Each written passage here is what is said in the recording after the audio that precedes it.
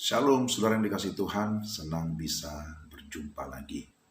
Saya ingin membagikan firman Tuhan, mari kita berdoa. Tuhan, terima kasih untuk kesempatan ini, terangi hati kami, pimpin kami dalam nama Tuhan Yesus. Amin. Firman Tuhan yang tertulis dalam 1 Yohanes 1 ayat 9. Jika kita mengaku dosa kita, maka ia adalah setia dan adil, sehingga ia akan mengampuni segala dosa kita dan menyucikan kita dari segala kejahatan. Saya yakin bagian firman Tuhan ini bukan hal yang asing, bukan hal yang baru bagi Bapak Ibu sekalian. Saya berikan tema pengakuan mendatangkan pengampunan. Ada orang yang berkata bahwa kejujuran di masa sekarang itu sudah sangat langka. Ada juga yang berkata, ya kalau terlalu jujur, ya kita tidak akan beruntung. Jadi orang menganggap kalau terlalu jujur bisa mengalami kerugian, apalagi berkaitan dengan bisnis. Ada banyak orang yang mengabaikan kejujuran karena tidak ingin rugi, karena malu, karena gengsi, takut ketahuan, takut direndahkan, dan lain sebagainya. Sehingga seringkali orang menutup-nutupi sesuatu, atau artinya tidak mau terbuka, tidak mau jujur, tidak mau terus terang. Pada umumnya tidak ada seorang pun yang suka mengaku ketika ia melakukan kesalahan.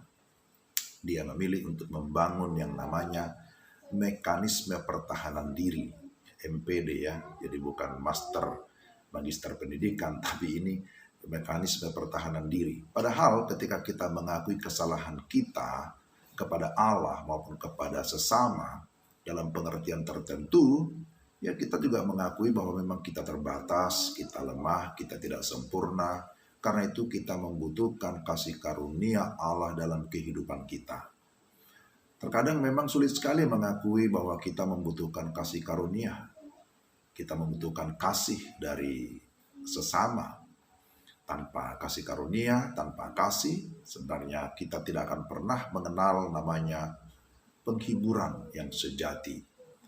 Justru sebenarnya ketika kita mengakui segala dosa kita, kita memperoleh pengampunan terlebih di hadapan Tuhan, maka kita merasakan bagaimana pelukan Allah, pelukan Tuhan yang kita rasakan.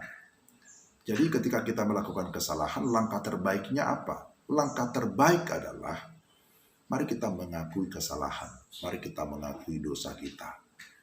Maka prinsip rohaninya di mana ada pengakuan dosa, di situ akan ada pengampunan. Ada jaminan pengampunan dari Tuhan.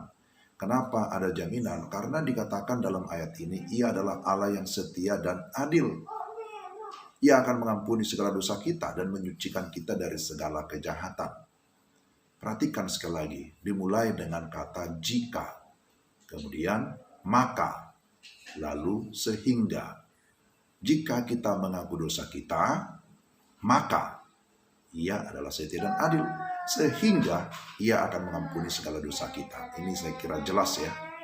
Jadi ada kata segala, akui segala dosa, jangan ada yang ditutupi, jangan ada yang ditutupi atau disembunyikan. Sekaligus juga kita memahami bahwa tidak ada dosa yang tidak bisa diampuni oleh Tuhan ketika kita sungguh-sungguh datang kepada Tuhan.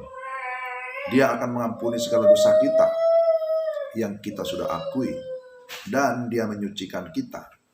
Dan karena itu kita dilayakkan untuk menerima berkat Tuhan, menerima anugerah Tuhan, anugerah pengampunan. Sebaliknya kalau kita berkata kita tidak berdosa, kita sedang menipu diri kita sendiri. Karena kita adalah orang yang memang naturnya sudah berdosa.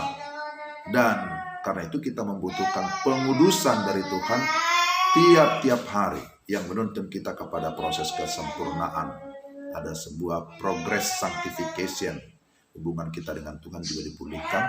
Kita juga semakin memiliki keserupaan dengan Kristus.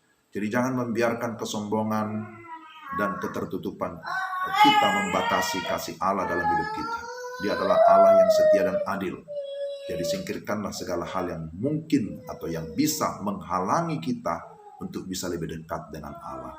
Dengan bersikap jujur terhadap Allah, juga terhadap saudara, kita sedang menuju kepada pertumbuhan iman. Kita sedang dalam proses pengudusan, dan kita rindu, hidup kita juga semakin menyerupai Kristus. Kiranya Tuhan menolong kita supaya dalam kesadaran kita sungguh-sungguh mau rendah hati mengakui segala kelemahan, mengakui segala kesalahan dan dosa kita, baik di hadapan Tuhan maupun di hadapan sesama. Mari kita berdoa. Tuhan, terima kasih untuk firman-Mu. Kiranya Roh Kudus mampukan kami untuk dapat menerapkan firman-Mu dalam hidup kami. Dalam nama Tuhan Yesus. Amin. Demikian renungan kita, Tuhan berkati saudara-saudara sekalian. Salam.